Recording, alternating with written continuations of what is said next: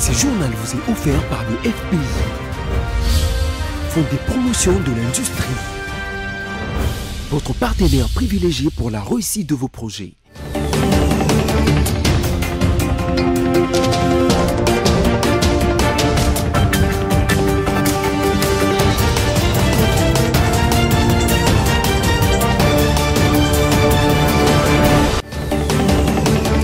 Madame, Messieurs, merci de choisir BC Télévision pour vous informer. Voici le sommaire. Le chef de l'État Félix-Antoine Tshisekedi séjourne à Nairobi au Kenya depuis jeudi dernier. Cette visite s'inscrit non seulement dans le cadre du renforcement de la coopération bilatérale, mais aussi pour la signature du traité d'adhésion de la République démocratique du Congo dans la communauté économique de l'Afrique. Au Nord Kivu, un engin explosif a éclaté dans la nuit du jeudi 7 avril. Bilan officiel, 6 morts et 15 blessés. Alors que l'éradication de la pandémie à coronavirus n'est pas encore déclarée, les Kinois oublient et négligent déjà le respect des gestes barrières. Voilà tout pour le sommaire. Encore une fois, bienvenue. Si vous nous rejoignez, le président de la République, Félix-Antoine Tshisekedi, est arrivé jeudi à Nairobi, capitale du Kenya, où il va procéder notamment à la signature du traité d'adhésion de la République démocratique du Congo dans la communauté économique de l'Afrique de l'Est, EAC. Le reportage avec la presse présidentielle. Ce jeudi 7 avril 2022, en fin de journée, le président de la République, accompagné de la très distinguée première dame, a foulé le sol de la capitale kenyane Nairobi par l'aéroport international Jomo Kenyatta pour une visite de travail de 48 heures. Fréquentable et ouverte au monde, la République démocratique du Congo l'est depuis l'accession de Félix-Antoine Tshisekedi Tshilombo à la magistrature suprême.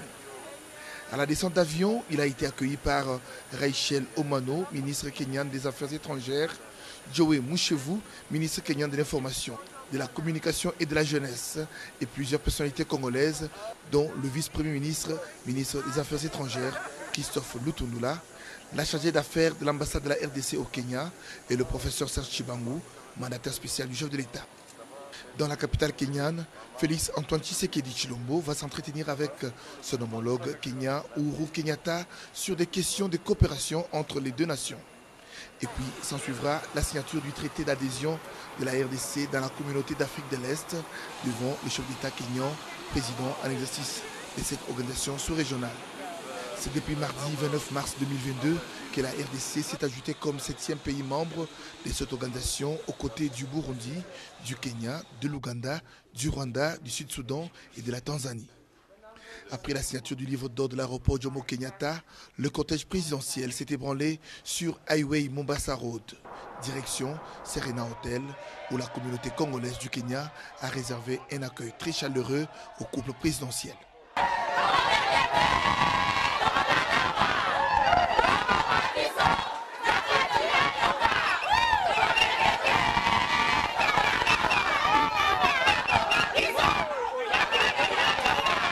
L'agenda du chef de l'État prévoit également la signature d'un accord de coopération entre Nairobi et Kinshasa dans le secteur de l'agriculture avant la tenue ce vendredi 8 avril d'un sommet en 4 tripartite à huis clos Kenya, Ouganda, Rwanda, RDC qui sera sanctionné par un communiqué final.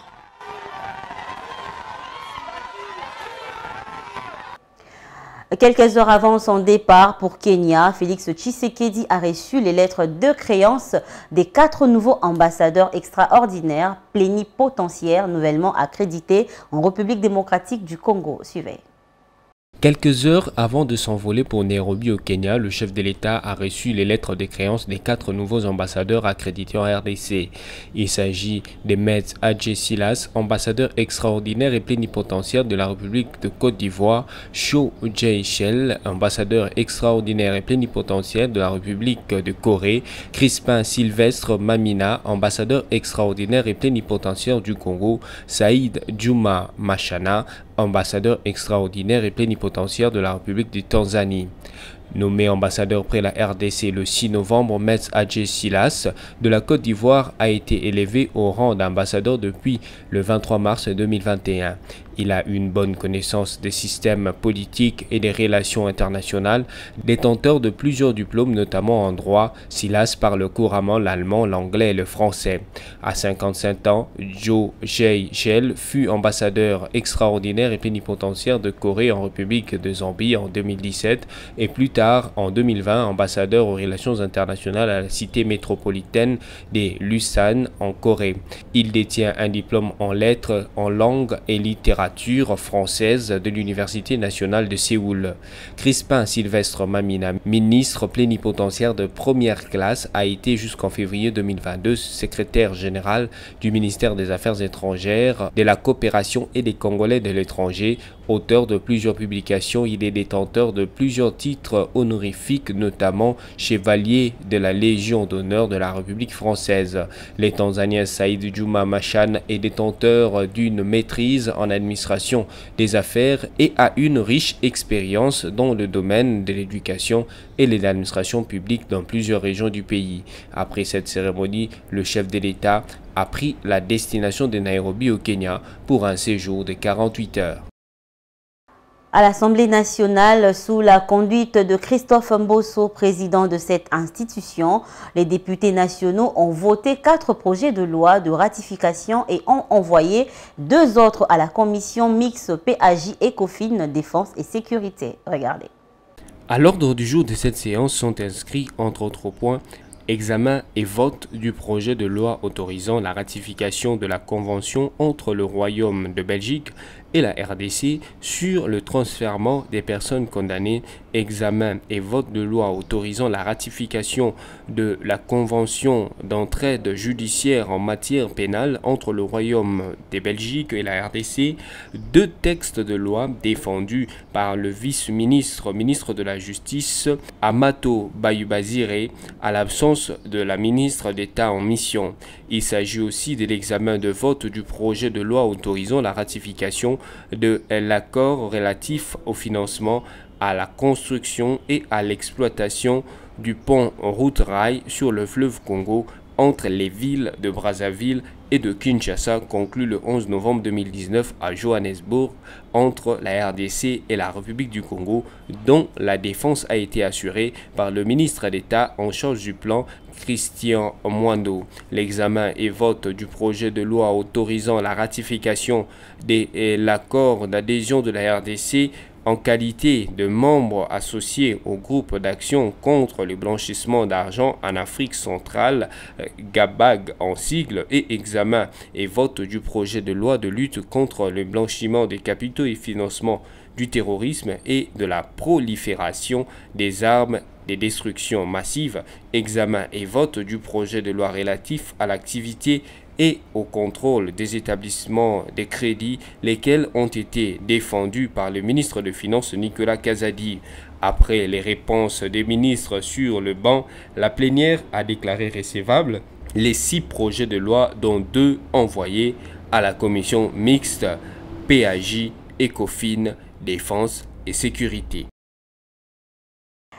Toujours à l'Assemblée nationale, le ministre des Transports, Chérubin Okende, a éclairé la lanterne des élus sur le transport aérien en République démocratique du Congo. Et c'était à la plénière du mercredi 6 avril 2022, bien évidemment en réponse à la question d'actualité lui adressée par le député Célestin Engelemba. Reportage. Dressant l'état des lieux de son secteur, le ministre des Transports a révélé devant les députés que depuis un temps, il s'observe une grande perturbation de la desserte de vols domestiques dans le pays, particulièrement les suspensions de lignes, annulations inconsidérées des vols, bousculades et débarquements de passagers. S'agissant du dossier d'acquisition de 4 avions en faveur du Congo Airways, le ministre Chérubin Okende a précisé qu'en date du 18 novembre 2019, Congo Airways avait conclu avec les constructeurs brésiliens un contrat pour l'achat de 4 avions neufs dont la livraison du premier était prévu en décembre 2021. Le coût total de cette acquisition a été évalué à 133 200 000 $ américains. Il en ressort que le montant avancé n'avait pas été clôturé faute de la garantie souveraine exigée mais qui n'avait pas été accordée par le gouvernement. L'État congolais était contraint à payer cette commande au comptant en acompte des 13 980 000 $ américains versés à l'avionneur brésilien. La pandémie de Covid-19 a eu un impact négatif sur la mise en œuvre des engagements au cours de l'année 2020, ce qui a occasionné un réaménagement du calendrier assorti d'une conditionnalité qui consistait à verser encore 2 664 000 $ à titre d'acompte, représentant le 4% prévu avant la première livraison. En attendant, un accord de partenariat stratégique a été conclu avec le groupe Ethiopian Airlines qui décide de mettre à disposition de Congo Airways 7 avions de nouvelle génération qui pourront permettre à l'avionneur national de relancer le vol nationaux et internationaux en défiant même cette fameuse liste noire de l'Union européenne dans laquelle la RDC était logée depuis plus de 3 décennies. Ce partenariat stratégique engendre la compagnie Air Congo dans laquelle la RDC dispose 51% des parts contre 49% pour Ethiopian Airlines. Le ministre des Finances Nicolas Kazadi a, au cours de la plénière du 7 avril à l'Assemblée nationale, présenté et défendu 3 projets de texte des lois importants pour l'appui budgétaire. On l'écoute. Je note avec satisfaction l'intérêt que vous accordez à ces questions qui sont essentielles. La loi bancaire, c'est important d'avoir une loi à jour parce que le système financier doit être consolidé. Et également la loi sur le blanchiment des capitaux et le financement du terrorisme et la prolifération. Ce sont des sujets sur lesquels nous sommes attendus. D'abord, ils sont importants en eux-mêmes pour nous, parce que vous savez que, aussi bien par rapport aux questions financières que par rapport aux questions du blanchiment des capitaux, du financement du terrorisme, nous sommes un pays qui est aujourd'hui ciblé. Nous avons aujourd'hui l'émergence de mouvements terroristes clairement identifiés à l'est du pays et donc nous sommes devenus un terrain propice pour transférer des capitaux destinés à ces mouvements terroristes. Et donc ce que nous faisons aujourd'hui est d'une grande importance par rapport à ce défi qui est un de nos principaux défis sur le plan politique et sécuritaire. Idem pour la loi sur les établissements de crédit qui vient compléter ou, disons, mettre à jour les dispositions actuelles parce que nous avons, comme je l'ai dit au début, rencontré beaucoup de changements, aussi bien au sein de notre environnement économique et financier que par rapport à la modernisation des moyens de paiement. S'agissant de la loi contre le blanchiment des capitaux. Vous l'avez constaté en même temps que nous, tout ce qui se raconte et s'observe dans le secteur des hydrocarbures où s'approvisionner en produits pétroliers est devenu une casse-tête et où la spéculation se frotte les mains. Non, sans oublier la contradiction apparente entre les propos du ministre des hydrocarbures et ceux du ministre des Finances sur la question. Suivez là-dessus l'édito de votre rédaction signé Samy Bossongo. La question pénurie réelle ou artificielle de produits pétroliers préoccupe les Congolais depuis la fin du mois de mars dernier. L'on a fait quoi dans un premier temps qu'on en arriverait à une rupture des stocks de ce produit, pointant du doigt la guerre russe en Ukraine qui pourtant n'a aucune incidence sur l'approvisionnement de la RDC en carburant. Avec cette hypothèse, quand les lundis passés, bien des stations-service n'ont pas vendu du carburant aux quémandeurs, la perspective a été repoussée plus loin au point de dévoiler une autre cause du malaise national actuel en fait d'approvisionnement en produits pétroliers. malaise national, car bien des parties de l'arrière-pays sont alimentées en ces produits par Kinshasa, au point que si la capitale souffre, cela veut dire que l'arrière-pays souffre plus, étant donné le cortège d'incidences fâcheuses comme hausse de prix des transports et des denrées de consommation courantes qui traditionnellement ou classiquement accompagnent toute hausse des prix de produits pétroliers. Le ministre des hydrocarbures rassure-t-il le peuple ou pratique-t-il la politique de l'autruche quand, à tout bout de champ, il les rassure qu'il n'y aura pas pénurie des dits produits? Et que penser des propos du ministre des Finances à l'analyse de qui pour que les opérateurs économiques du secteur des produits pétroliers cessent toute spéculation ou toute chipoterie en fait de vente du carburant? Il faut qu'on leur autorise une hausse importante du prix du litre à la pompe parce que le gouvernement congolais a fait preuve d'insolvabilité vis-à-vis de ces opérateurs économiques en fait d'indemnisation du manque à gagner compte tenu du prix actuel du litre de carburant à la pompe. Le ministre des hydrocarbures trompe-t-il l'opinion pour une question aussi sensible que celle des produits pétroliers et le ministre des Finances ferait-il preuve de réalisme? Quoi qu'il en soit, c'est une situation qui éclabousse le pouvoir, ouvrant la voie à la critique contre lui, surtout parce qu'on est sous la vision du peuple d'abord. Où vont ainsi donc les fonds générés par l'accroissement des recettes par les régies financiers? La peur de l'IGF qui fait qu'on épargne ou récupère des fonds n'aide-t-elle pas le gouvernement à disposer de plus de ressources financières afin que l'exécutif national continue à subventionner la vente de produits pétroliers en RDC? En tout cas, les conséquences d'une hausse sensible du prix du litre des produits pétroliers exacerberaient les peines sociales en RDC. À l'approche des échéances électorales de 2023, le régime a intérêt de peser de tout son poids afin d'éviter toute situation qui ferait davantage souffrir le peuple congolais. Et on va parler santé dans ce journal. Que sont devenus les gestes barrières dans la conscience des Kinois? Les mesures édictées pour lutter contre la propagation de Covid-19 sont progressivement reléguées dans les oubliettes par le peuple quinois. Vous pouvez le constater quand vous circulez à travers la ville.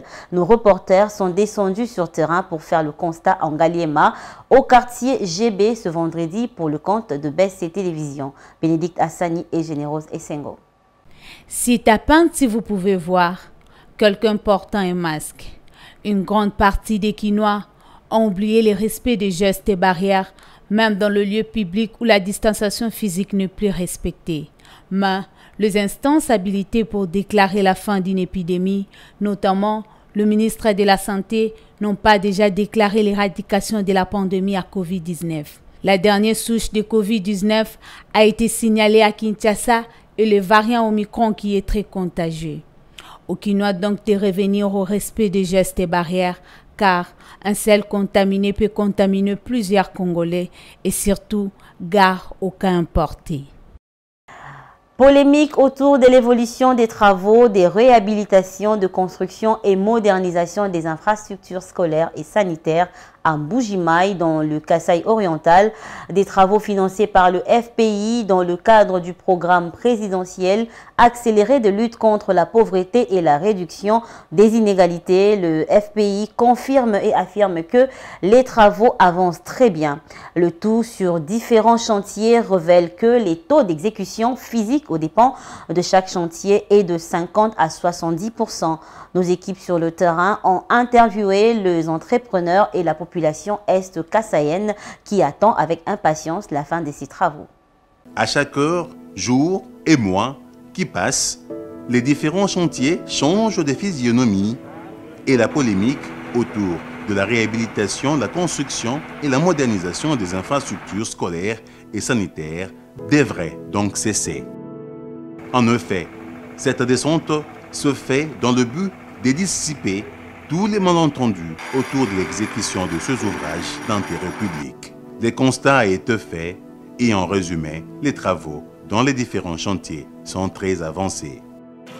Au complexe scolaire du 4 janvier, on travaille sur l'aménagement de 5 bâtiments, dont 2 à rénover et à moderniser, 2 bâtiments en étage à construire et un bloc sanitaire à construire. Autre chantier, celui du complexe scolaire Kalenda Moudichi. Sur place, on travaille sur l'aménagement des 13 bâtiments, dont 10 en construction et 3 à rénover, qui vont constituer des blocs sanitaires. À l'hôpital général de référence de la Mouya, après la démolition totale du bâtiment principal, au total, 11 bâtiments sont prévus, dont 10 ont été construits et un qui sera rénové. On nous a fait savoir que dans ce site, les bâtiments principaux sera en étage. À l'hôpital général de référence Saint-Jean-Baptiste de Cancelé, après la démolition, au total, 10 bâtiments, dont 7 sont construits et 3 seront rénovés. Une particularité à relever est que 3 nouveaux bâtiments sont en étage. Les enfants étudient dans de mauvaises conditions déjà. Ce sont des constructions qui datent de longtemps, qui datent du temps belge. Mais tous étaient déjà foutus. Il n'y avait pas de bons tableaux, il n'y avait pas même de bancs, il n'y avait pas... Bon, nous étions dérangés par les déchets des chauves-souris là-bas, mais avec ce qu'il a pensé à nous faire des bijoux ici, nous leur jetons des fleurs. Nous sommes tellement joyeux, nous disons bien nous sommes tellement joyeux. Mais les anciens bâtiments étaient construits, c'était des constructions simples. Maintenant, les enfants vont étudier en haut. Les enfants seront, je dirais que les enfants seront au ciel. Ils vont étudier dans une école en étage. Direction province, 6 morts et 15 blessés. Tel est le bilan officiel dressé par le gouverneur militaire de la province du Nord Kivu lors d'une descente au camp militaire de Katindo où un engin explosif a éclaté la soirée du jeudi 7 avril.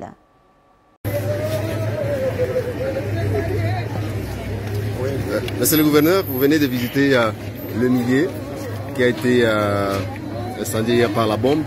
Vous partez avec quelle impression? Non, je suis très ému. Nous avons perdu des vies humaines. Je présente mes condoléances les plus sincères donc à la famille et à tous les commandants des unités touchés par ce drame. Nous sommes arrivés, nous avons le bilan et tout de suite là l'endroit est scellé pour permettre donc aux scientifiques, la police scientifique, de descendre pour qu'on sache exactement qu'il s'agit de quel engin. Mais à ma première vue sur les lieux, mais j'ose croire qu'avec des déflagrations pareilles, ce n'est pas ce que j'ai appris par-ci par-là qu'il s'agit d'une grenade. En vue des impacts et de déflagration, j'estime que ça doit être un engin explosif improvisé que seuls les scientifiques vont nous déterminer donc cet engin. Quel est le bilan? Pour l'instant, c'est 6 morts et parmi lesquels nous déplorons aussi des officiers supérieurs. Nous avons un lieutenant-colonel, un capitaine, 3 femmes et un enfant. Donc 6 morts. L'événement s'est déroulé à quelle heure? À 19h15. Et quel est le message que vous pouvez lancer à la population congolaise? La population doit rester calme. Nous sommes dans la province où nous faisons face aux djihadistes, nous faisons face donc au terrorisme. Que la population ne cède pas à cette terreur-là et que nous sommes sur les enquêtes. Les enquêtes sont en cours pour déterminer exactement il s'agit de quoi. Mais pour l'instant, la population doit rester calme et il ne faut pas qu'il y ait encore beaucoup d'attroupements comme nous sommes en train de voir. Même hier, il y a eu beaucoup d'attroupements. Nous avions eu difficilement accès ici. Il faut que nos compatriotes, la population, sache se comporter devant des EZI, c'est-à-dire des engins explosifs improvisés. Ce sont nos compatriotes. En Ituri, en mission d'itinérance sécuritaire à Kasseni et à Tchoma, respectivement en territoire d'Irumu et de Djougou, le gouverneur militaire, le lieutenant-général Luboya Kanchamadjoni, a posé la première pierre des travaux de construction des infrastructures sanitaires modernes dans un bloc gynéco-obstétrique et opératoire de l'hôpital général de référence de Tchoma. La construction des infrastructures socio-économiques de base en Ituri est notre cheval de bataille de l'administration militaire, en plus des opérations. Profitant de sa visite dans la région du lac Albert, le mercredi 6 avril, le lieutenant-général Luboya Kanchamadjoni a posé la première pierre des travaux de construction des deux bâtiments d'un bloc gynéco-obstétrique et un bloc opératoire avec radiologie de l'hôpital général de référence de Tchomia.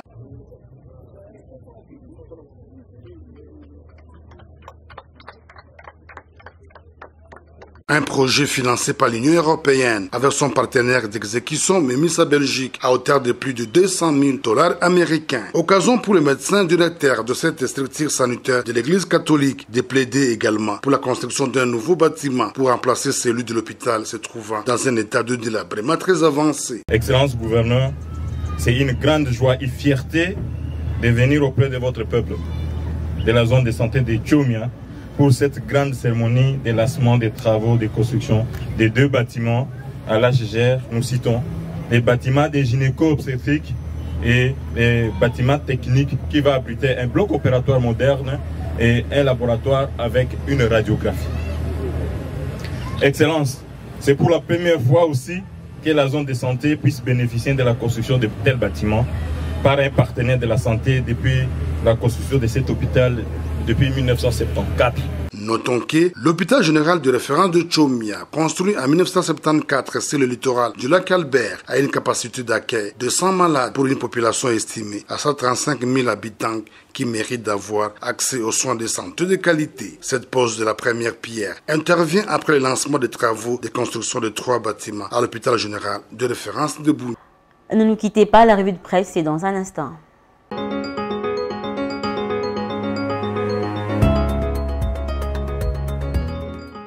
Bonjour, commençons avec ces titres du site de l'agence congolaise de presse.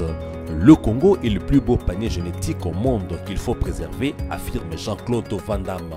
Déclaration de l'acteur et producteur belgo-américain dans son adresse à la presse après avoir obtenu son passeport diplomatique congolais de main du vice-ministre des Affaires étrangères Sami Adoubango. On dépense beaucoup pour aller dans d'autres planètes alors qu'il y a beaucoup de choses à faire ici. Il est temps de se révolter pour sauver cette terre, a souligné la star mondiale, écrit acpcongo.com. L'un des titres de DeskEco.com et RDC, en rythme annuel jusqu'au 1er avril, le franc congolais s'est déprécié des 0,05% sur le marché officiel et s'est apprécié des 0,46% au parallèle. C'est selon la note de conjoncture économique de la Banque centrale du Congo de la semaine allant du 25 mars au 1er avril. En rythme hebdomadaire, la monnaie congolaise s'est dépréciée des 0,01% et des 0,25% respectivement à l'indicatif et au parallèle. Leadership national congolais des progrès, c'est une constitution qui bloque l'instauration d'une justice indépendante, impartiale et équitable. C'est le titre d'une tribune disponible sur la prospérité online.net sur sa page de séjour. En effet, écrit ces médias, dans l'actuelle constitution taillée sur la mesure du mercenaire, distinguant 2 points. Le premier dit ceci: les pouvoirs du président de la République sont en réalité absolus et illimités malgré des éléments apparents et faibles de contrepoids. Deuxième point, la partie A, le président de la République et le premier ministre sont plus protégés que les institutions. Pour mettre le président de la République ou le premier ministre en accusation, détaille ces sites, il faut un vote à la majorité des 2/3 des membres du Parlement, tandis que pour modifier la Constitution, une majorité de 3/5 suffit. Cette tribune sur la Constitution de la prospérité online.net termine la revue de presse de ce vendredi 8 avril 2022. Portez-vous bien chez vous.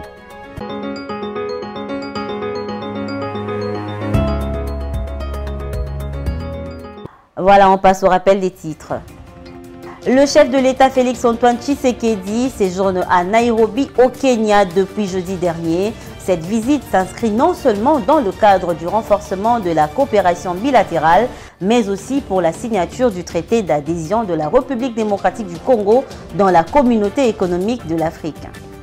Au Nord Kivu, un engin explosif a éclaté dans la nuit du jeudi 7 avril. Bilan officiel, 6 morts et 15 blessés. Alors que l'éradication de la pandémie à coronavirus n'est pas encore déclarée, les Kinois oublient et négligent déjà le respect des gestes barrières. Ce journal est complètement terminé. Merci de l'avoir suivi. Avec moi, on se retrouve prochainement. Mais ne bougez pas car vous êtes à la bonne adresse. Bon week-end chez vous.